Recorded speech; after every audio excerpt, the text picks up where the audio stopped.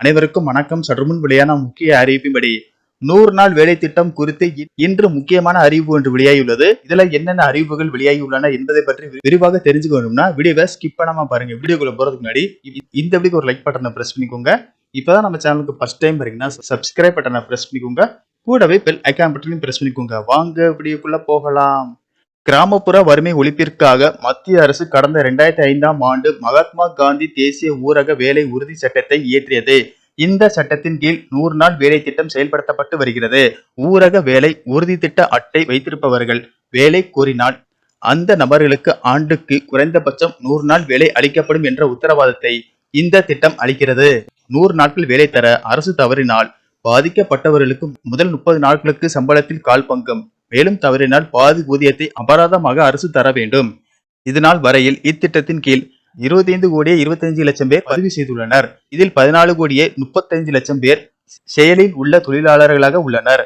இந்நிலையில் 100 நாள் வேலை திட்ட பயனாளிகள் பல சந்தர்ப்பங்களில் வங்கி கணக்கு எண்ணினை அடிக்கடி மாற்றுவதாலும் பயனாளி சரியான நேரத்தில் புதிய கணக்கு எண்ணினை சமர்ப்பிக்காததால் சம்பந்தப்பட்ட திட்ட அலுவலர் கணக்கு எண்ணினை புதுப்பிக்காததாலும் இலக்கு வங்கி கிளை மூலம் ஊதியம் செலுத்தும் பல பரிவர்த்தனைகள் நிராகரிக்கப்படுவதாக மத்திய அரசின் கவனத்திற்கு கொண்டு வரப்பட்டது.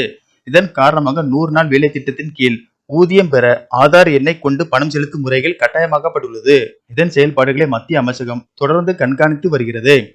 தொழிலாளர்கள் தங்கள் ஊதியத்தை பெறுவதில் எதிர்கொள்ளும் எந்த ஒரு சவால்களுக்கும் தீர்வு காணும் வகையில் நடவடிக்கைகள் மேற்கொள்ளப்பட்டு வருகிறது.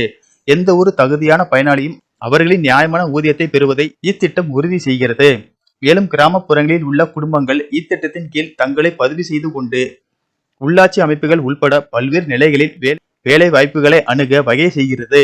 விருப்பமுள்ள தொழிலாளர்களை சேர்ப்பதற்கு ஏதுவாக மாதம் தோறும் ஒருமுறையாவது வேலைவாய்ப்பு முகாமை ஏற்பாடு செய்ய கள அதிகாரிகளுக்கு அறிவுறுத்தப்பட்டுள்ளது.